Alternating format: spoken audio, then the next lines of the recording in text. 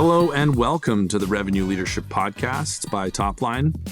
I'm your host, Kyle Norton, CRO at owner.com. And every Wednesday, we dive deep into the strategies and tactics being used to drive success by the best revenue leaders in the world. So join me as I sit down with revenue operators to discuss actionable frameworks that you can implement in your business today with no fluff, no sales pitches, and no platitudes. If you're measured on pipeline, win rates, and forecast accuracy, listen up. When your product doesn't show up until the second or third sales call, you lose momentum and deals. Walnut fixes that. It gives your reps interactive demos they can personalize and use early, so every buyer sees a consistent story every time. The result? Faster cycles, higher conversion from demo to op, and better forecasting based on real product engagement, not guesswork. You ramp reps faster and close more without adding SE headcount. Go to walnut.io and hit the Get Started button to see how you can turn revenue targets into reality with a team you already have. Today's guest is the one and only, the man, the myth, the legend, Steve Dinner, who is my VP of RevOps here at Owner. And I've actually avoided doing this episode for a little while because I didn't want it to feel like such shameless owner self-promotion.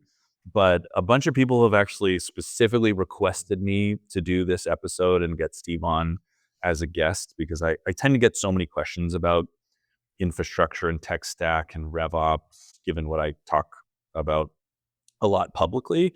So I'm excited for this one. We're going to unpack what we've done differently at Owner, how Steve has built the RevOps team in a very unique and I think impactful way. And so it'll be fun. And Steve and I have worked together for almost a decade. He was a rep when I hired him to be a BDR manager because I interviewed him and he just thought in systems and programmatically. And I was like, dude, you should just come here and be a BDR manager.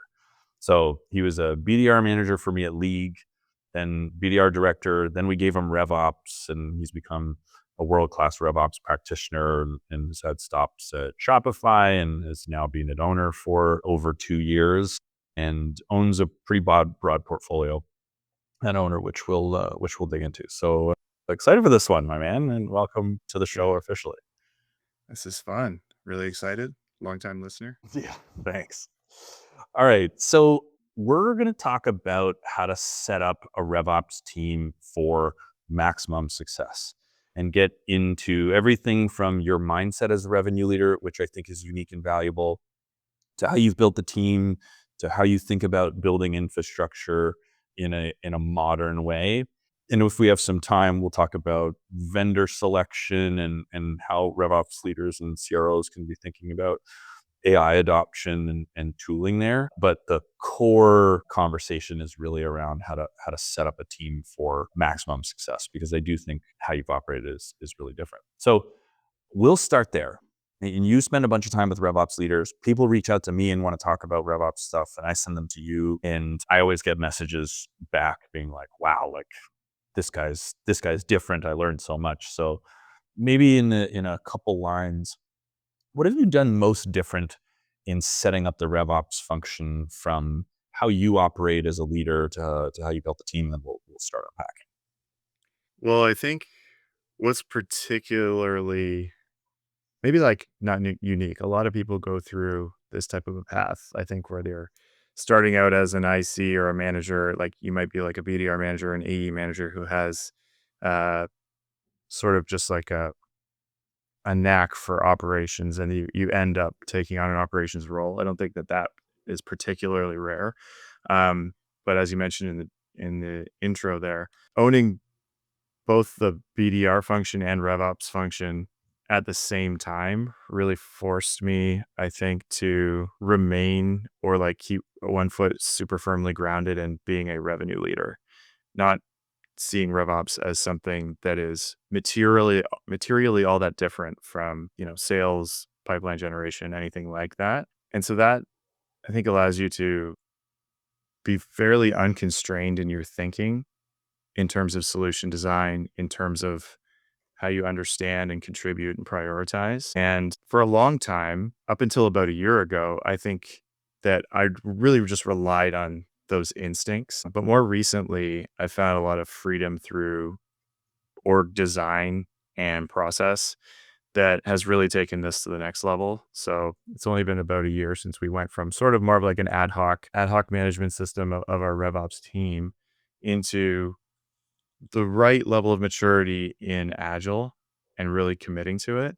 And I think it really helps. It really helps clarify what's important and what the day to day is. And it allows RevOps to stay in that seat at the table type of a position within the business, because you aren't always feeling like you're running around putting out fires. You're instructing to the rest of the business how you should be worked with and how you should be communicated with. And I think that it's a really challenging set of skills to kind of organically come by. But that is the root, I think, of where this comes from, is not just being somebody who's been obsessed with the technology and building, although that is definitely true, but remaining like really rooted in what we're actually trying to accomplish here, which is having a really strong basis in being a sales leader on a team. That's really where it comes from, I think. And how do you maintain that? So now that you are farther from that dual role, what do you do to stay entrenched in the business and operate from that mindset first? I think if you were to look at my calendar, there's a lot of things that maybe I'm not at every time, but I make a pretty big effort to, and probably 30 to 40% of my scheduled week is going to be being in those different functional rituals and understanding from the rep, mostly at the frontline manager level, what the top challenges are and exactly how they're thinking about solving them. It's a really important time investment to be there, and also you kind of got to love it. Like me personally, I know it charges my battery, and here and there I'll have conversations that are wildly outside of the scope of my role around what we're trying to do. And because this is typically done with folks that I think are really interesting and are really great at what they do, like I find that to be a battery charger for me. And so I do just put in the work, really. I try to be around for the small and the large and have like a pulse on what's happening throughout the business, because it can also get lonely over in RevOps if you're not doing that. Right? Like you can get really lost in the technical projects, and that's how you lose sight of the difference between what you're building and the outcome that you're trying to achieve. And I think you've got to have a really strongly founded belief that you're not trying to coerce people to do what you want to do. You're trying to build something where when you give it to them, what they want to do is the thing that is going to propel the business forward. And you can't really do that without understanding them. And I think a related idea there is you are just trying to solve business problems. Like the second line leaders and the FLMs, the frontline managers, come to you to solve problems that are outside of RevOps. Can be coaching related or business process or sales process related. And I think what you've done a smart job at is not solving everything with RevOps and trying to have a light touch with technology and only putting in a validation field when it's absolutely required, or adding more business process when it's needed. Maybe just talk about how you think about solutioning and what's different there than maybe some of the other RevOps folks that people are familiar with. Yeah, like maybe not different from other folks, but like something that's certainly hard to achieve because of the you have to have a certain amount of, or you have to have earned a certain amount of respect, and you have to have earned the ability to take any conversation and say like, okay, I believe what you're asking for is a technical requirement or like a functional requirement. Let's jump this up one level. You're telling me what you want. Tell me what you're trying to achieve and what happens if it doesn't get done. And like anything, you really just want to tease away until you can get to the core of a problem. So that's like a big part of it. I don't think that that's particularly unique, although it's hard to execute on really well. But additionally, there's solving every problem with technology can feel like what you're supposed to do. An automation for everything, a validation for everything. It can always, like, that is always an answer. Like that makes everything look like a nail, right? Yeah. I think there's a lot of opportunity that goes really unexplored in diving deep on how you can get like an 80% solution. Because ultimately, if you're thinking about rep experience and if you're thinking about company and business outcomes, you're as a RevOps leader, like knowing what is possible, there are so many things that could come across your desk at any given time. And you are going to hate and be ashamed of about 80% of like all the little ticky tacky things that you know aren't at the level that they could be. So you really got to be relentless about winning big in the right places and losing small in the right places. And when it comes to having like empathy for your end users and really believing that if they have what they need, you're going to get the outcome because you hire great people and you know that they want to succeed as well, then sometimes, an imperfect solution that can be done very quickly and take a little bit of the strain off of them is superior to kind of like derailing something that needs to be a giant success. And it's easy to think like you have to have it one way or the other. Like either you can do every little thing or you can only focus on the big strategic goals. But having a bit more of a fluid mindset on how exactly you are going to get to the solution that's going to alleviate the pain is really critical and buys a lot more trust from the organization because it shows that you're actually listening. It shows Mm. that your focus is on the outcome and that your belief is in the people. I'm going to come back to the belief in the people thing because it's a really good point that I want to unpack. But can you give an example of being relentless about winning big in the right places and losing small? What does that mean in reality?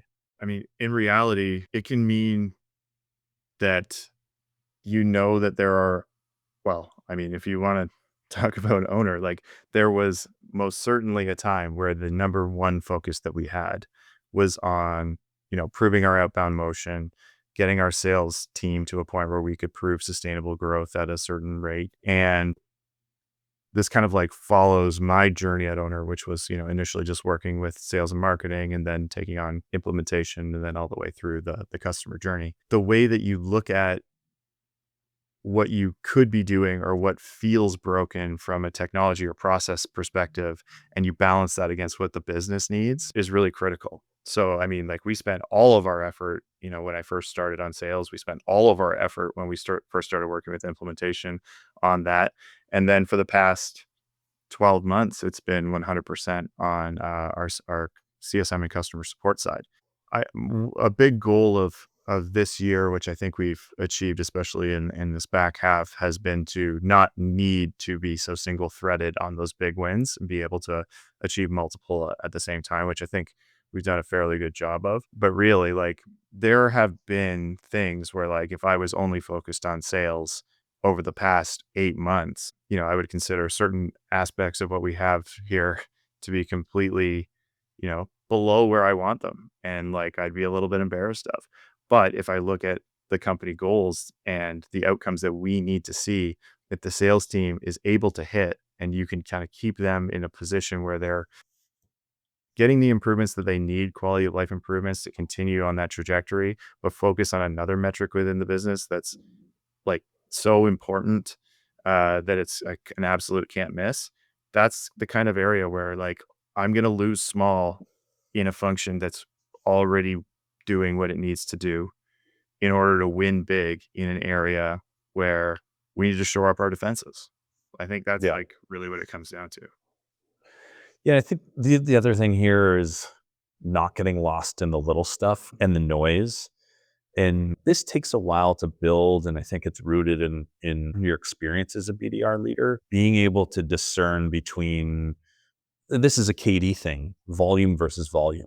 Is this a high volume of stuff that's always going wrong, or is this just like one high volume individual that's making a lot of noise, but it's actually not something that is felt all that much across a broader audience?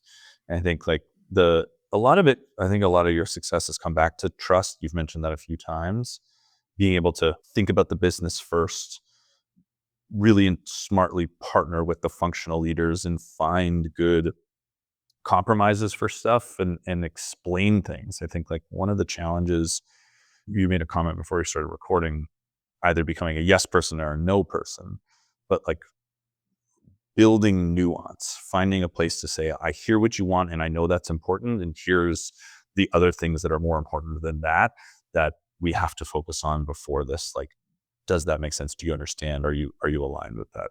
I think that's the other piece that's missing with a lot of RevOps leaders, is they don't have that dialogue because they don't feel like maybe they owe it to those functional leaders to really sit down and go through it, because it can be this more combative relationship where like the business wants all this stuff and then RevOps is just like saying yes or no, and as opposed to having like a upfront collaboration and making all stakeholders feel like they're part of the process. Yeah, definitely. I think like one of the things I've enjoyed most about this type of a role has been, you're right. Like I'm right there with you as a CRO in terms of scope.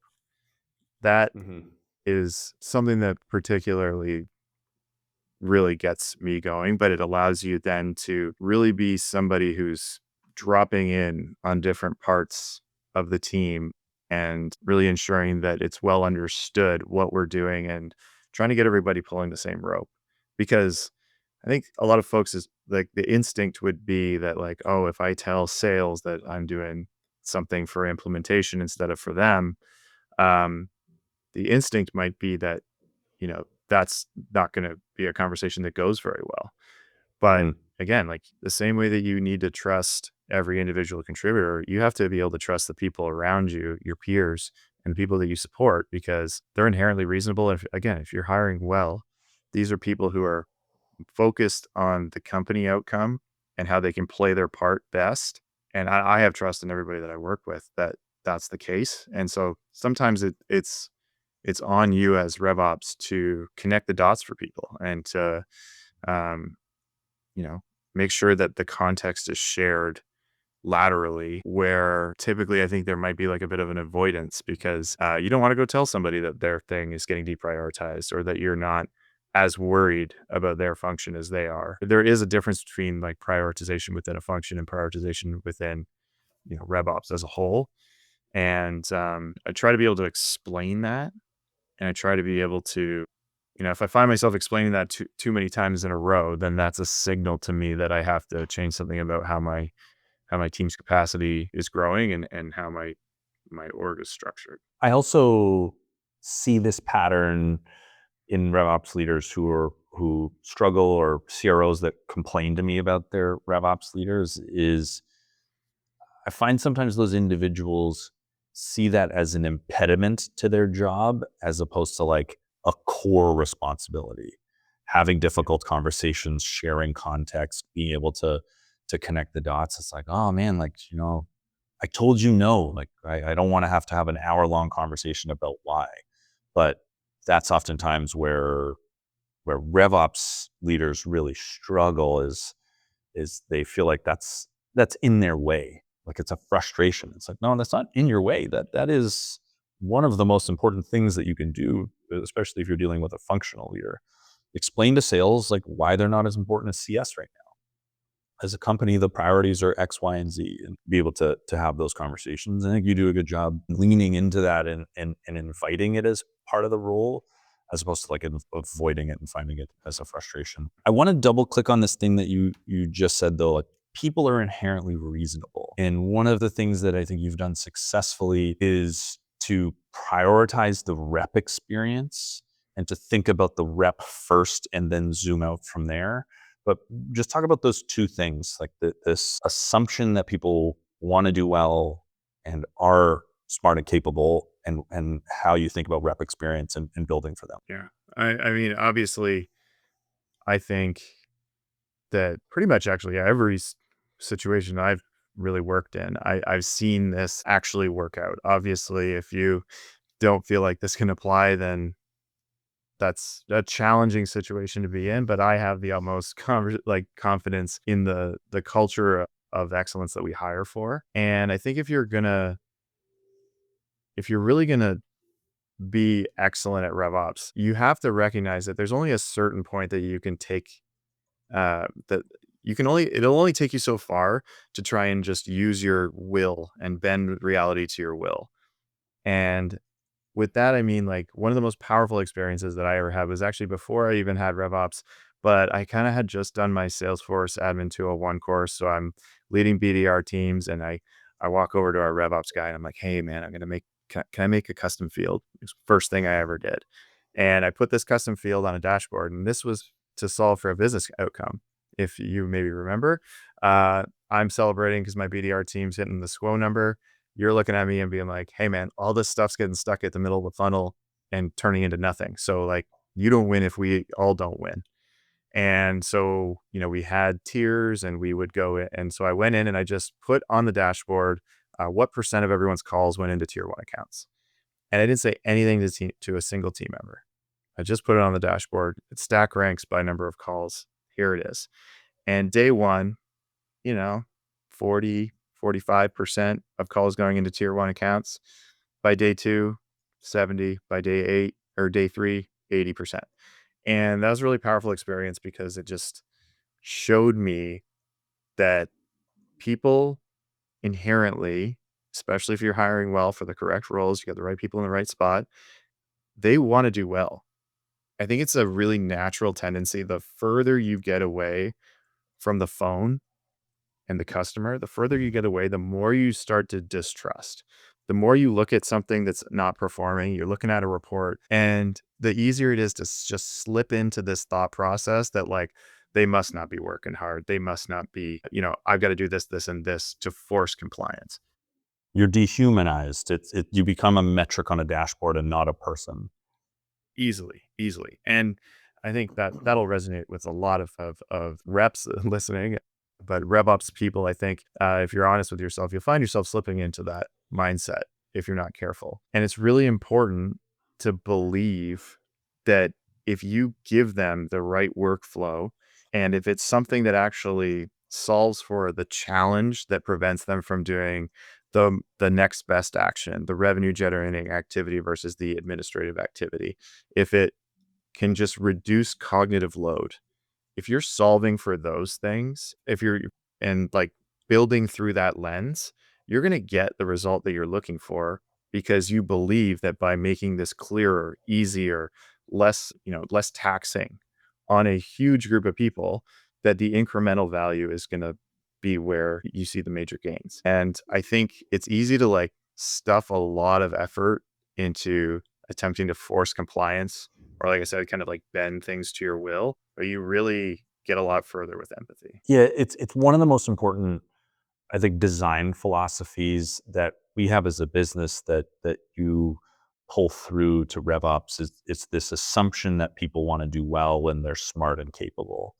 Because if you assume, no, we need guardrails and validation fields and this, that, and the other, people, in my experience, people will adopt that mindset if that's the way you treat them. Like if you make it seem like you don't trust them, then they will act in an untrustworthy manner.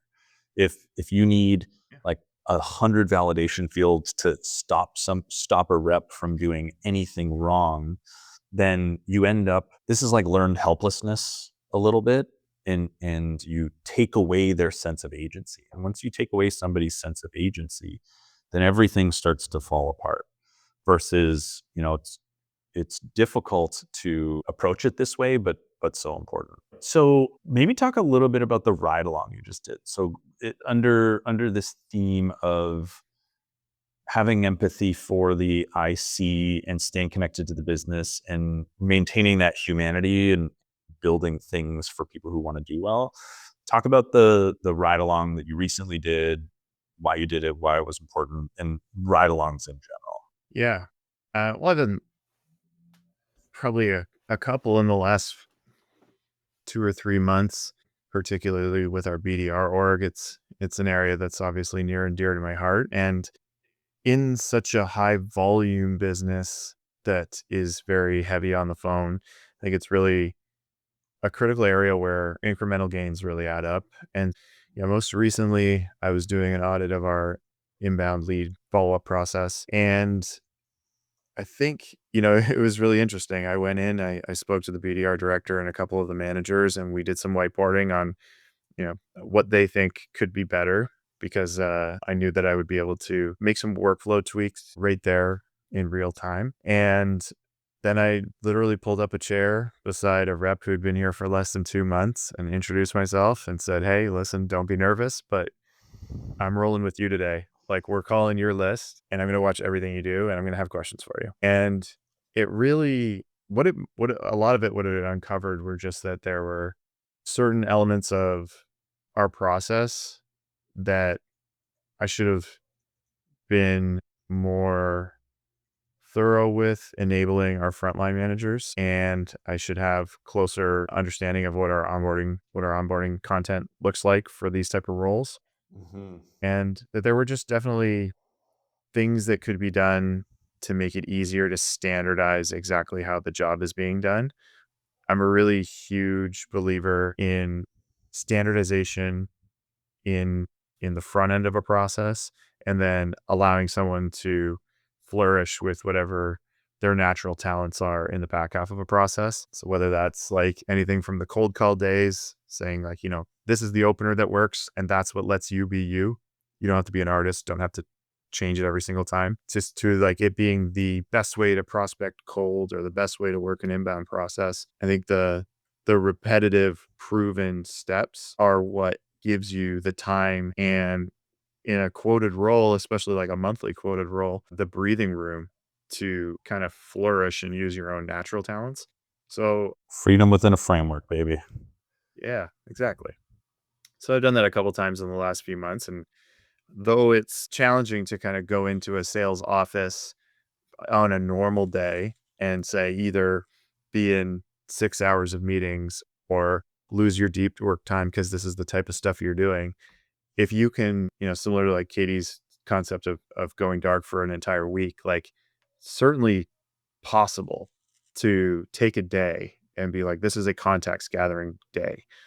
I will learn what needs to be built over weeks and months, and I will on the fly see things that can change that rep experience and change those outcomes. And, I think if you approach it right and you humanize kind of yourself in the process, it's really helpful. Yeah.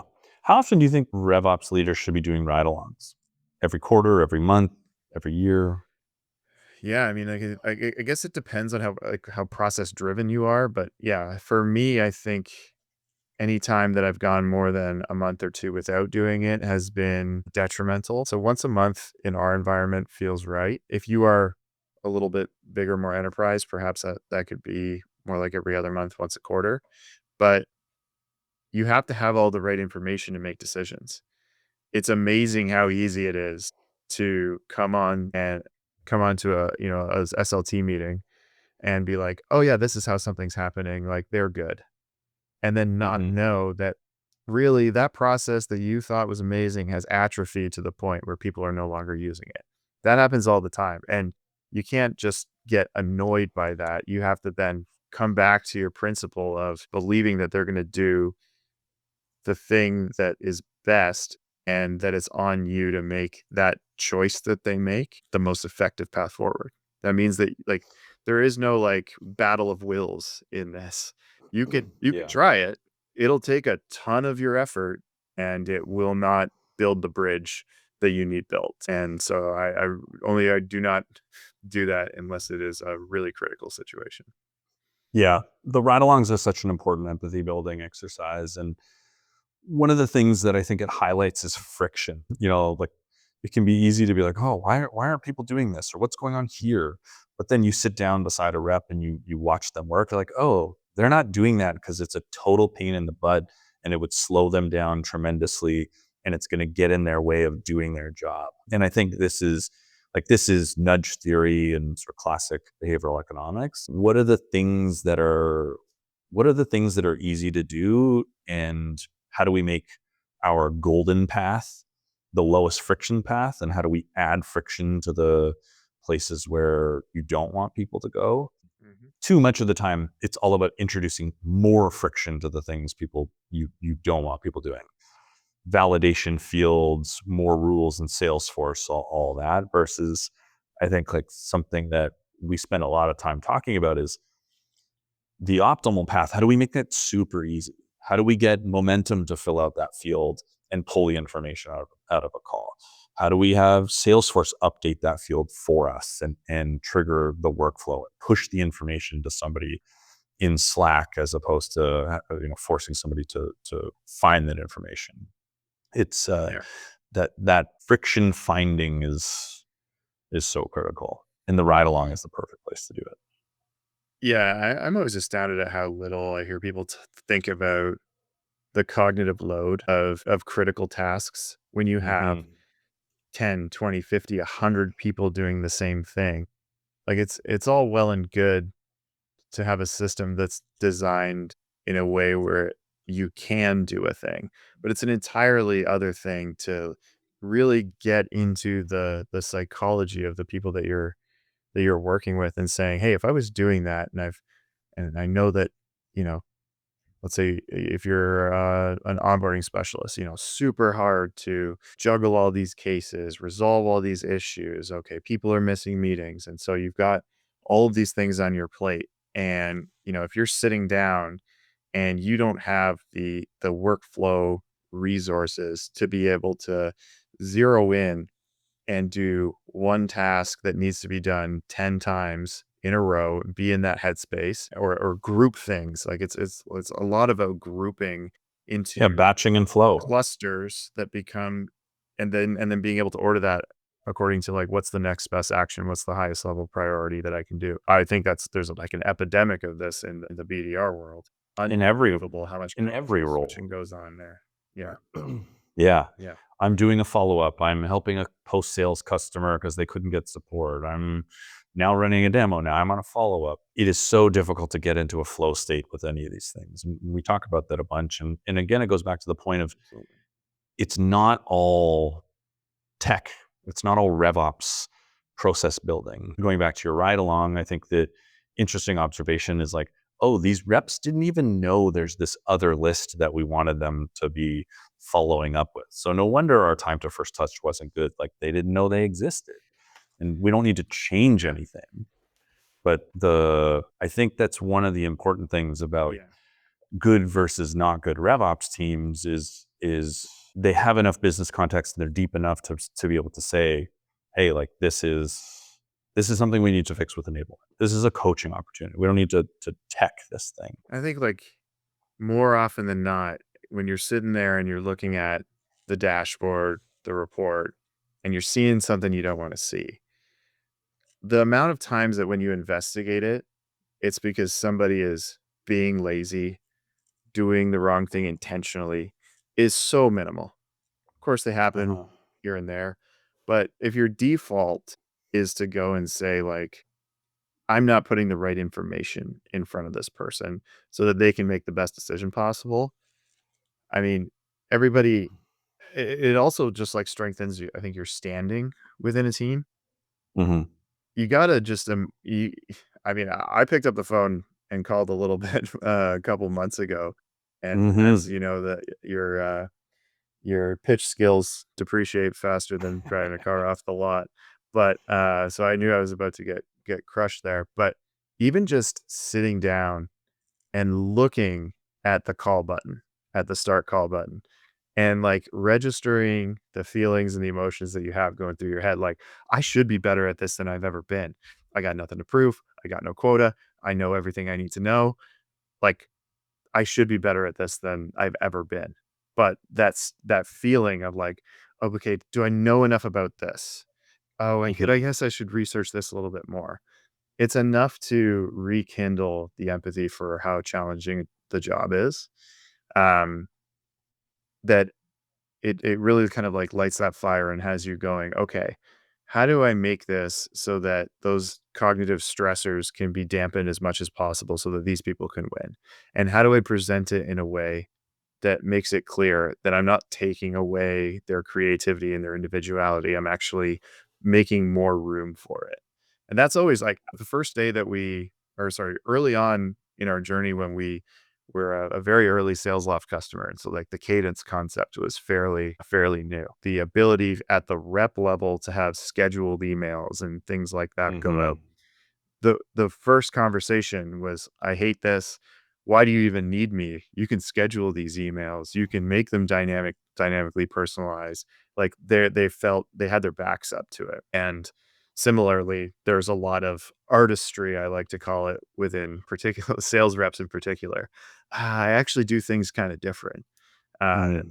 a lot of reps are saying that, or this is actually my process. And I think it takes a lot of doing, a lot of trust building to teach people that there's no point in not consolidating around the parts of a process that you know are inherently valuable and that can increase your volume, can increase your success rate in order to let you do what I actually hired you to do, which is have these conversations, you know, be persuasive and an excellent advocate for our product.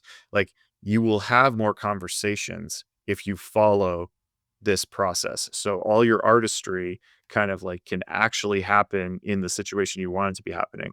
I can't maximize for that unless I can maximize for getting you on that connected call. And so really like bringing the reps into that process is in that specific example was what kind of turned the corner. Okay, let's come up with one that we all like. We're going to whiteboard this together. I'm going to crowdsource some of the campaign information. We're all going to agree that we're going to do it this way. And we're going to do it this way because if you give me 30 days of data, then I will know whether this worked or not. And if you kind of fall off and stop following this process, well, I'm going to not really understand whether it worked or not. So then I'm going to be back in this same position, bothering you again next month, trying to find something that does work. So can we all commit to this? And if the data shows that it doesn't work, okay, what were you instinctively going to do instead? Like, is there any part of what you're looking at that, or is there any part of what drew you away from what we agreed upon that might be valuable that we should test as a team? So it's creating that like a bit of more of a team environment and really convincing people that it's not about taking their autonomy away because Mhm. it's not. Like I really don't believe that. Yeah. It's empathy, it's curiosity, it's collaboration with your stakeholders at its core. Are you ready to level up your go-to-market strategy for 2026? Then don't miss GTM 2025, the only B2B tech conference exclusively for go-to-market executives. Join 1,000 other revenue leaders this September 23rd to 25th in Washington, D.C. for an exclusive executive-only experience. This 3-day event is hyper-focused on connection, strategy, and execution. Expect hands-on workshops, in-depth strategy sessions, and curated opportunities to build relationships with VPs, CXOs, and founders facing the same challenges you are. You'll stress test your GTM approach, align your team, and leave with actionable insights from top-performing leaders. Don't miss the must-attend conference designed to help you boost your go-to-market results in 2026. Visit attendgtm.com. That's ATTENDGTM.com to secure your spot today. And don't forget to use code TOPLINE for 10% off your GA ticket. Okay, I want to move us into another topic because we've gotten through like one of the 8 things I wanted to hit with you. When was the right time? Talk about the agile transformation and like what it meant for the RevOps team. Like what is an agile RevOps framework, and like how did you know it was the right time? Yeah, I think So if explain it for we're folks first. sure the transition we made was just very much it was centered around a key company transformation from the point where it was you and I and a couple other people that were sort of on the leadership team to really getting a strong head of function in every area that we support. And so during that transition and, shortly after a raise, I had been really used to doing as much as I could, asking for as little as possible, and mostly focused on really what was directly in front of our faces rather than deep planning, because that's what you do when you're kind of series A, series B. And it became evident that in order to be able to plan for the long term and roll with the punches in terms of like things that just come up, that kind of a process really wasn't going to work for us anymore. And so for us, we needed to staff up the team very quickly. If I could do it again, would have recognized, I think, that I was understaffed a little faster. But in that process, that also takes time. And so we ended up bringing a consulting group, and initially the the body of work that they were going to do was to help us deliver on a couple of really large projects for the CS team. But what ended up being infinitely more valuable was, the day that they asked us, what's your project management philosophy? And I kind of said, I'm not proud enough of it to take the time to explain it to you. And this gentleman in particular was like, okay, so can we do Agile? And I'm like, we are doing Agile right now, all in, jumping in with both feet. And you can share, this is Acellus is the consulting company. yes, it sure is. And John, what's John's last name? Good friend, John Collins. John Collins. Shout out. He's been great. So if you need consulting help, you can go tell him Steve sent you. Yeah. Blow John up for sure. Yeah. One of the greatest things about that partnership was that we rebuilt the team in under 6 weeks, probably. And so that changed my whole perspective on what I needed and how to ask for it. It changed how I interfaced with the business. It changed the level of throughput, professionalism, and quality that we could deliver. And so I take one person that I've got who's got a knack for this type of stuff. He becomes the project manager. I have another person who handles compensation, interface with HR ops, and we run an IT style help desk. And then I go to you in the business and I say, I want to hire 4 product owners, one for marketing, sales, launch, and NCS. And so in moving to that framework, I really top end loaded the team with people who I thought, if I stretch this org from the top right corner, this becomes a sales ops organization. This becomes a CS ops organization. These are the right people to do that. The people who have the technical understanding and also, I think the ability to be really excellent at interfacing with our stakeholders. And then explain what Agile is, like as a operating methodology. Yeah, as a framework, I think a lot of people know the words. Like you talk about doing a sprint, you talk about, tickets and that type of thing. But really, Agile is whatever you need it to be, as long as you are sitting down with the entire team that you're working with and effectively writing a working contract. That's step number 1. And you can use the templated versions, but you're deciding on the length of time that your sprint is going to be. You're deciding on the rituals. You're deciding on what are all the different stages before something is considered done. If you're in an Agile workshop, you can spend 2 hours on the definition of done. You can spend another 2 hours on the definition of ready. These points can seem fairly semantic or like something that you could come through or like rip through very, very quickly. But in reality, getting down to that level of detail is critical because it takes everything that could slip between the cracks and every unknown, and it turns it into a known. So it's really a process that is designed to take all variables and have a container for them to go into that is interconnected with the rest of your systems. The intake process, the comms process, the intake, the sprint prioritization. Yeah, and as important as anything else is the retro. So after every sprint, we get the team together. We have a whole like not anonymous, but like hidden card system where you have category 1, what went well, what didn't go so well, what do we wish we had, kind of thing. And that's not just us going through the motions. That's one of the best calls that we have every 2 weeks. And typically what we end up with are 5 to 15 different things that go onto our RevOps improvement board that are enhancements that we think are going to make us more efficient, put out higher quality work, and generally just improve the quality of life of the team. Because the way that the team is structured, the 4 POs are the ones that are interfacing with the different business units. They are the ones that are writing really detailed, high quality user stories or tickets. And then the project manager is working with a team of contractors that we have. And they, every 2 weeks, pick up their 30 story points worth of tickets. And as a team, this is the most challenging part, but as a team, like we try to say like that our culture is that we don't overload people with tickets and we get everything done. And that becomes really challenging to maintain and really frequently you have to level set and come back to your Agile working contract and refresh it in order to do that. But it allows you to provide a really clear understanding to the business, what you're working on, what's still in scoping, and when they can expect to see it delivered, when it's planned to be delivered. And also critically important, it gives you some ability to forecast to the other functions that you need to be working with when you're going to make a change that might impact them. So the handoff to enablement, critically important. The handoff or concurrent work with your data engineering team if you're going to be changing something that will materially impact the way that you report on the business. Without that, it's super easy for those things to fall through the cracks. How did you know it was the right time to do agile, and how would you advise somebody to think about whether or not it's right for them? Is agile right for every RevOps team? Like, should this be the standard in your opinion? Yeah, because it's a maturity model.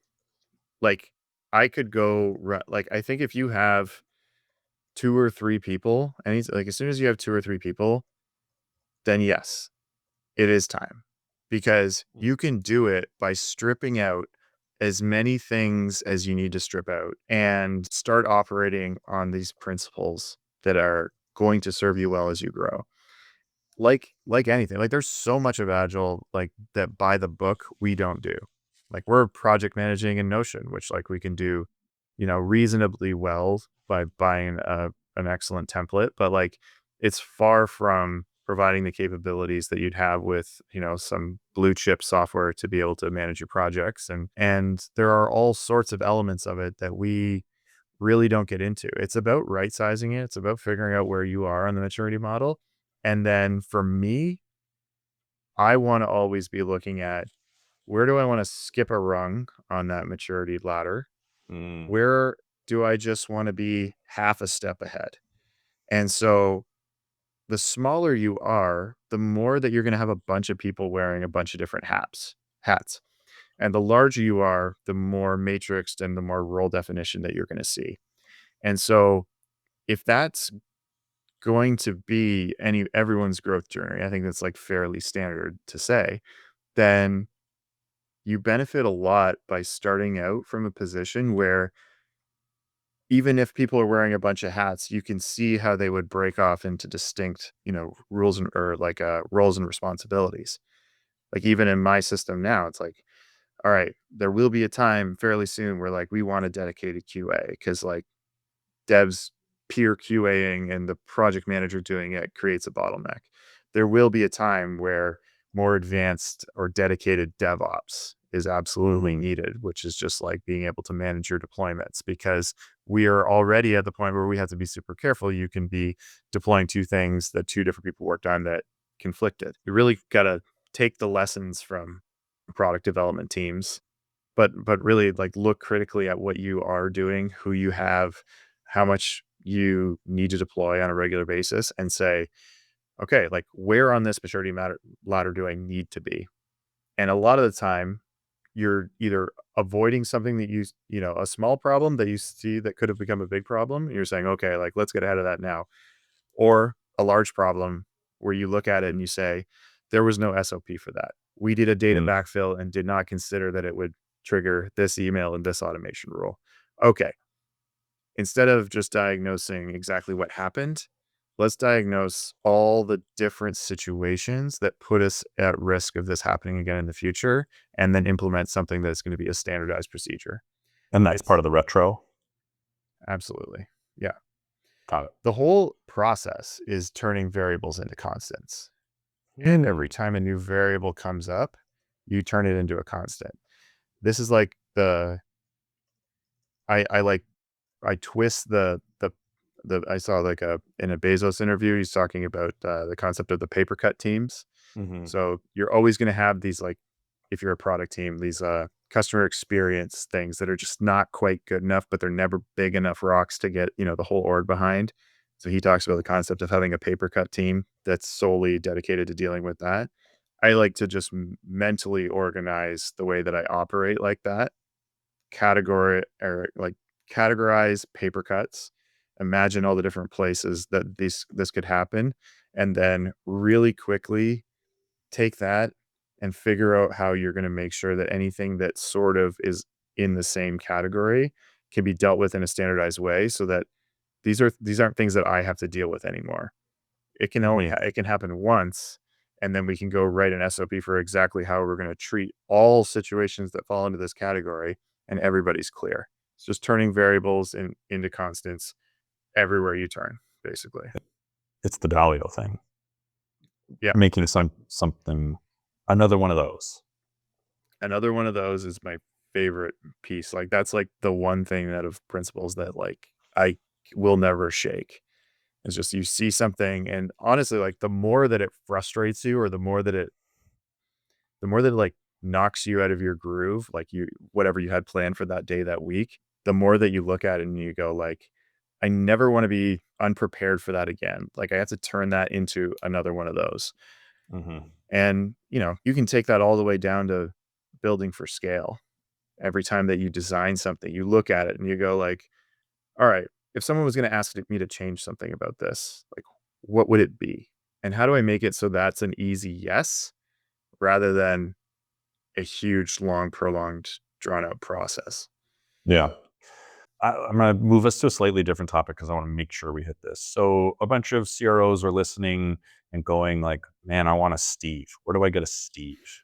How should CROs be thinking about finding a RevOps leader? Because I think it's a more difficult role for us to hire because it's not our core skill set. Like it's pretty easy for me to see good and bad sales leadership. Now I have a good sense for good and bad RevOps, but I've managed it for like 8, 9 years now. But most people might be like hiring their first head of RevOps. They're like a first time CRO. How should folks think about like, what are you looking for? Where do I find them? How would you advise an early stage CRO to find their first RevOps leader? I think it's hard for good reason. RevOps can mean so many things at so many different places, and people can come really highly recommended to you. But like, for instance, in our environment, we have wisely, I believe, invested really heavily in data engineering and data ops as its own function. And so there are a lot of people who are like me, but then also own that. So it really depends on like what you're looking for and what you need. But at the end of the Being day, super, you need to understand. yeah, I want to double click on that because I think that's one of the super critical point. Being really clear about the jobs to be done, because in our environment where we have hundreds of thousands of accounts and we make thousands of dials a day, high velocity, high transaction volume, we're closing hundreds and hundreds of customers a month. What you need in an organization, the jobs to be done is like very specific, which has meant RevOps is so much more about business strategy, workflow optimization, infrastructure, being really cutting edge. And we need different expertise because the business is so data centric. It's hard for a RevOps leader to be highly proficient at both of those things. Our data analytics stuff is pure data science, but in a enterprise environment, that wouldn't be the case. If you only had a few hundred accounts, and these are very long sales cycles, and you don't have the repeatability and measurement, then you can have a RevOps leader also own most of the core reporting because it's very simple. You're not running sophisticated like regression analyses and doing A/B testing the way that we are in a high velocity environment. So I think being really clear, right? Yeah. And in a completely different environment, I was building in the CRM and associated tools, probably at like 20 or 30% the capacity I am now, and spending,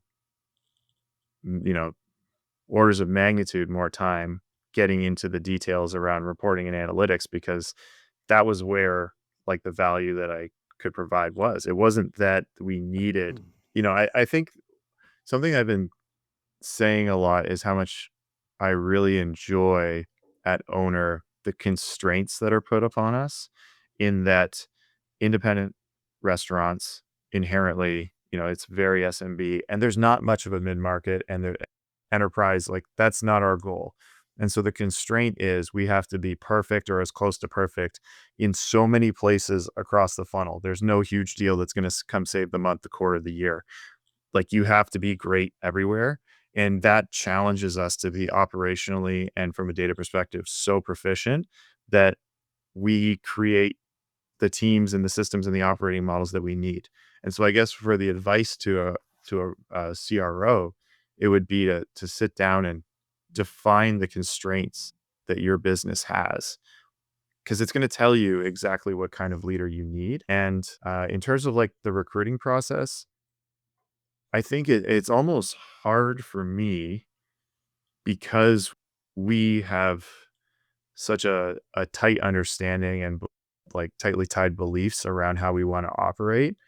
It's hard for me to imagine, obviously like building that rapport from scratch.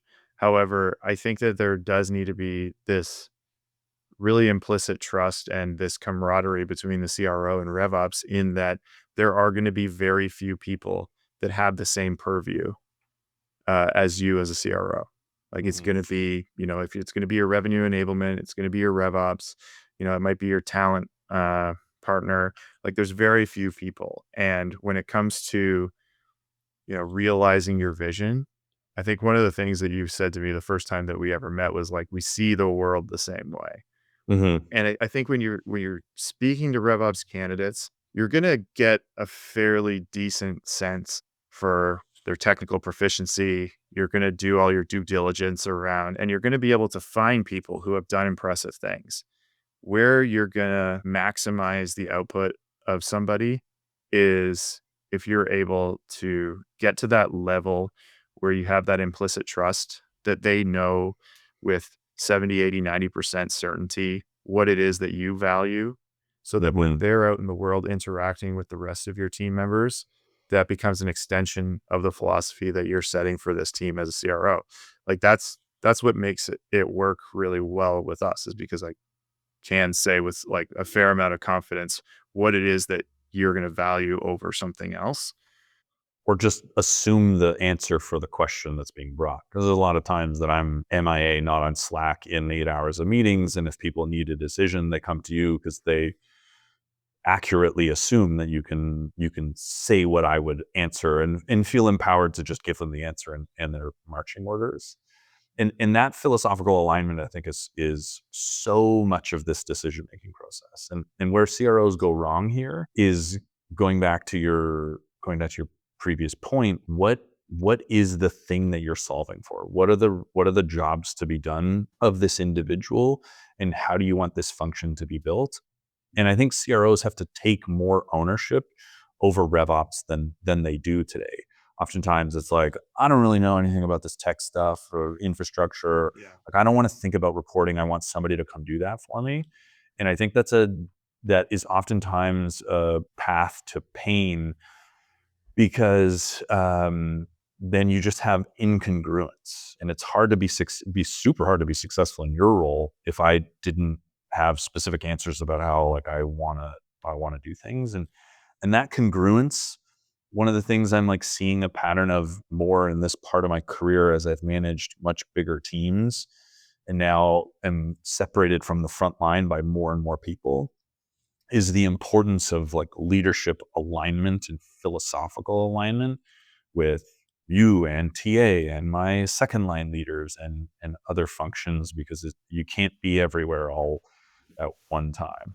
And so I think if I was going to give advice to CROs, would be like, be really clear on what you need this person to be. Are they a super data analytics person? Because that might not be found in the same person who is the workflow expert or the business strategy guy or the former AE director, now made RevOps leader. And to think hard about what you're optimizing for. And, I say this a bunch, but, you're trying to build a basketball team. And you can't get everything in one person. You can't have a 7-foot center with crazy handles that shoots a 3 and like has great vision. Like that person doesn't exist. Maybe it's Wemby out of like the millions of people that have ever played basketball. But you have to think about, okay, like we need this heavy operational data science person, and you have a partner in Jonathan that is like brings all of that in like crazy depth. And then there's other people that do this and other people that do that. But the business leader needs to be thoughtful about what you are optimizing for, because this is like building your player in NBA 2K. You only have 100 points to allocate. So Like, what's the thing that matters for Yeah, like if you can't see this person as somebody who you're going to give a seat at the table, if you can't see this you? person as, your right hand, if you don't think that they can kind of like lean into those sides of the business, then I think you're still looking. Ultimately, um, the tool stack, the experience, those type of things, you're going to find a lot of, but you have to define the constraints that your business is under. Imagine your war room when something goes wrong. Imagine, who you'd like to be able to stand in for you in at times where you can't be in a room for certain things. Like if you see those qualities in this person, then ultimately, like if you're a growth company and you're hiring your first RevOps person who's going to build this team, like there are ways to fill technical gaps. There's not really an easy way to fill, a revenue leadership capacity gap. Like even from the first day I started, like I had offshore contractor, the guy who set up the CRM, I'll know my limits. Like I'm very happy to admit my limits when it comes to actually hands on the keyboard being technical, but I'll double down, triple down on my ability to kind of see the road ahead and know the direction that we need to go into and how to get there without making a huge mess. And as the team grows, then you just get to add in more and more specialized capabilities. And it kind of goes back to like hiring for the things that are harder to teach.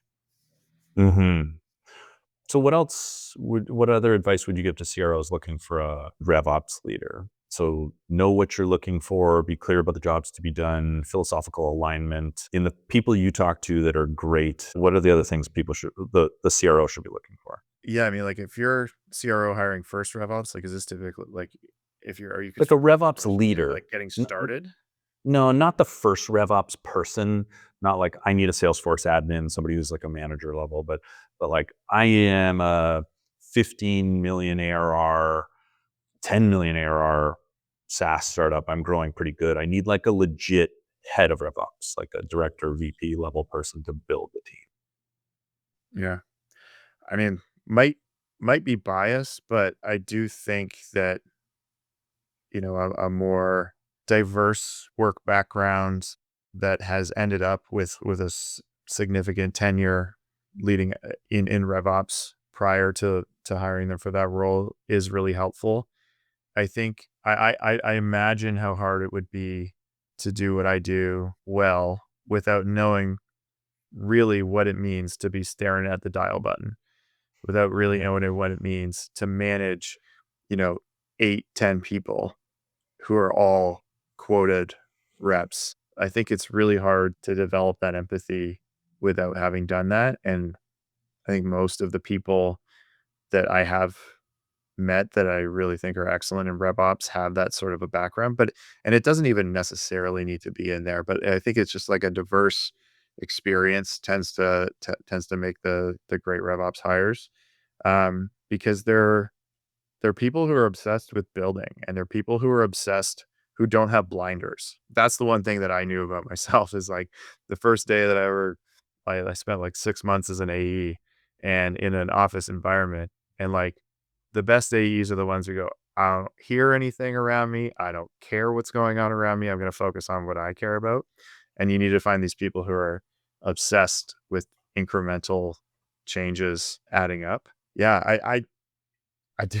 It is a very hard prospect because it is such a tightly knit like a group.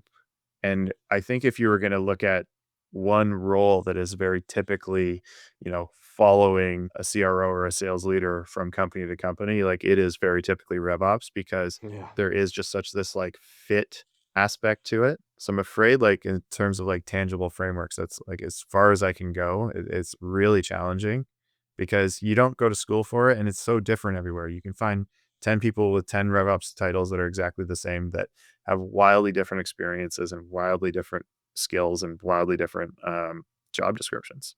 Yeah. I will. But that's why it's so worth it to find the right one. Yeah. If you got a good one, keep them close. That's clearly what I've done. And you've seen it even when Bobby Morrison came in as the CRO at Shopify. What's the first thing he did? bring in his RevOps leader who sounds like she's a beast, and like they have that relationship. And I think that's their third stop together.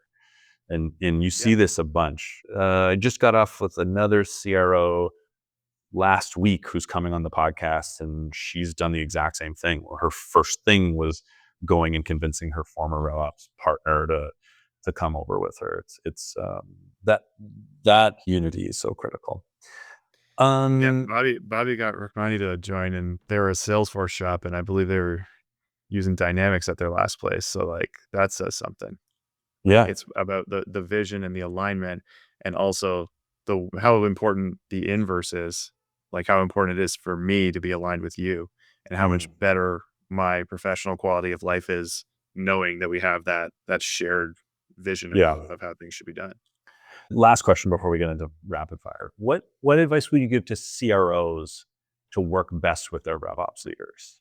When you have your RevOps leader buddies grumbling to you about the way that their CROs operate, like what are the biggest things you'd tell CROs to do well? Yeah, I think you have to demonstrate, not just say that you have trust. Like like whenever you and I disagree, like one of us ends up being like, okay, I trust your decision on this. We'll go with it. Mm-hmm. You have to really demonstrate that there is a collaborative nature to this, and you have to make an effort. One of the things that you do really well is you make sure that I'm in every room that I should be in order to do my job well. That prevents the situation where you turn into the yes or the no RevOps leader, because you're in the room having the discussion. You have the early warning. You're able to caveat, say what you can do, say what would be out of scope. That makes all the difference in the world. And so another thing that I think I see that CROs have an opportunity to do better would be understanding that anything that anybody wants to do in revenue, or that kind of flows through revenue, is going to hit RevOps. And the more that you can go to the executive team and say, as a business, this is a stack ranked list of company initiatives that are can't miss items, and we're going to use this as our framework to say yes, no, or later to projects. The more that you can make that clear, so that it doesn't have to be simply just like the gut inference of the RevOps leader to do that, the more that you'll get out of them. And so I think that one of the things that I see as my job is to free you up to go and be an executive. Because as a CRO, one of the most challenging things that you have going on is that you are both an executive and somebody who needs to be so accountable to every level of the revenue team down, and like you have to be able to have the answer to that, or at least have the confidence to say, like, if Steve says this is how it's happening, then like I trust that that's how it's happening. And so the more that I can free you up and give you that confidence, the more that when I come and ask you for something, which is like, I need clarity on whether this takes priority over this, or just generally once a quarter, I need you to go to the exec team and like lay out the priorities and how they've changed, the more that you have the ability to go do that for me. Yeah. The other piece of advice I would give to CROs is invest in this team way earlier than you think you need. Because what ultimately happens is by the time you think you need it, you're like 3 or 6 months behind, and you're just playing catch up. And so like bring in somebody good early. Like you started full time with us when we were like 5 million ARR. I'm pretty sure. Yeah.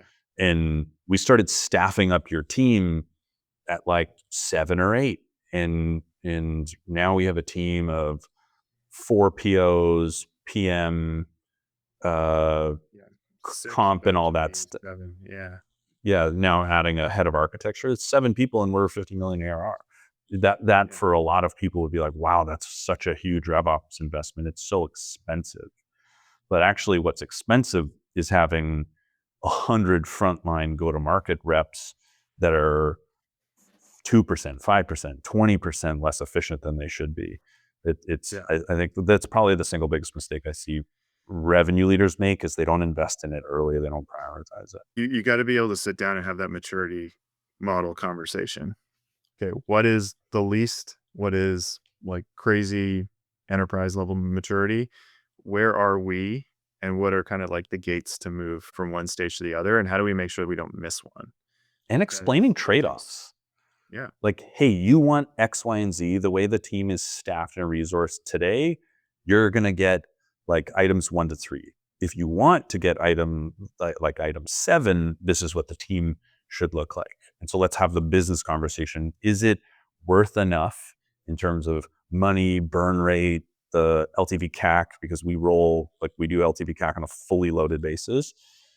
Is it worth that? Is it worth that business metrics impact to get items 7 faster than we have at roadmaps? Okay, last question. I just want you to explain how you think about avoiding becoming like the yes team or the no team, and like what you meant. Yeah, I think, well, like if you were to think about like the sales meme pages, like what is RevOps there? They're the no team. They're the team that is completely disconnected from the reality. And of course, this is comedic, but they're disconnected from the reality of the rep experience. They're disconnected from the business, and they've been able to carve out a corner of territory, set their roadmap, not really talk to other people, and just say no. And I think that is like probably a function of just, maturity model staffing, like being overwhelmed, but not being enough part of the business to be able to communicate needs, not being plugged in enough and figure out how to carve out times to do quality of life improvements and ride-alongs in order to get there. So those are the people who I think are probably overwhelmed, understaffed, and have the gravitas to like hole up and be able to and say no to everything. And then there's the other side of the coin, who are the people who so desperately want to provide impact that they turn themselves into a ticket taker, into a service type of operation. And there's no collaboration on the type of solution design. You end up with things that are meant to solve very niche business problems. You're not asking whether it will have long-term impact, whether you should be building for this to be a permanent part of the process, whether this is a test. You're receive functional requirements and you build functional solutions. You don't take that up to the business requirement layer and deeply understand exactly what kind of impact you're trying to achieve here and what it means and why it should be done instead of something else. Those are the people who similarly, I think, get run off of their feet trying to handle everything for everybody and be people pleasers rather than, I think, business impact drivers. And so again, it's about like both examples are people who allow themselves to get into a situation where they're not contributing at the same level and being offered the same ability to contribute as somebody who has set up their organization in a way where it can communicate with the business how they should be working with you and freeing up the time for you to be able to go in and gain a deeper level of understanding. Yeah. Okay. Rapid fire. We've already covered what separates a good RevOps leader from a great one, I think. But what's the most common advice you give to new heads of RevOps? They're in a Series B company. It's the first time they're calling their shots. What's the advice you give to those people most frequently? I am mostly giving the advice that would be unsurprising based off this conversation, which is around like building that gravitas within the business by showing them that you can think in systems, both in how you design the outputs that end up in the team's hands, but also in how you construct the relationships that you're going to have. It's as important to build your function and put as much work into building your function as it is into the solutions that you're going to build. I think that's like the main one that I have for RevOps teams. And then I also find myself frequently giving the advice of like figuring out how to exploit your specific superpower within your environment and be able to identify and admit and then go out and figure out how to solve for the things that you're not as great at. I think that's like a really important thing. It's really easy to start feeling like the wizard and like the person who can handle anything and everything. it's really hard to look around the corner and be like, wow, we are heading in that direction. That is really scary. We should go get somebody who's amazing at this. And I should be able to go tell the business why. Yeah. And when you say put in the work to build your function, you're talking about having a project management framework, agile, like a systematic way to engage with the rest of the business. That's what you mean by function building, yeah? Exactly. Yeah. I think there's a point, if you start out like I did as RevOps hire number one, there were excellent people that were kind of like pitching in prior to me joining. But you start out and you go from being somebody who's a practitioner, who's delivering value personally. And then there's a point where you have to recognize that your job changes from delivering value directly to building a machine that is going to deliver value consistently. And finding the right moment to understand that it's time to start building that machine is like the critical piece. What is that moment? That moment is where you realize that if you were to, need to be on leave for any specific period of time, that like there would be big trouble. And that if there's too much flowing through you, there's too much where you're using effort and willpower to make it through. I think you're never going to be at a place of equilibrium. Like I said, like you're always going to hate like half of your processes because you know how good they could be if you could spend infinite time on them. But if you are solely using your own willpower and effort to get by, then that's a signal that like you have to find some time to work on systems and converting a bunch of those things into things that can be done by other people or by the system. Yeah, cool. You're not going to convince anybody to get a bunch of hires unless you have like a pretty solid system either, right? Like if you're going to go to the business, you got to come correct with like, here's where they fit in, here's what they do, and here's how it's going to get you the impact you want. What's the hardest lesson you've had to learn in leadership? Yeah. In leadership, I think it was mostly about kind of my own self, I would say. Definitely like learning the difference between like emotional intensity and like practical intensity or like results driven intensity. There's like, this might just be a function of, being younger in your career, but like it's really easy to think that getting emotionally wound up and doing stuff is the way forward. And I think it took me a while and it was a really hard lesson to learn. But as soon as I got on the other side of learning how to like use practical intensity in terms of like making sure your intensity is calm, action based, but still, you're pushing things at a high velocity, that made for a wildly more enjoyable and rewarding professional life where I feel better every single day about the way that I impact other people at my job and the type of work that I do. And so it's just, I guess, changing the way that you care within your professional setting. And investing less emotional energy into those problems. Yeah.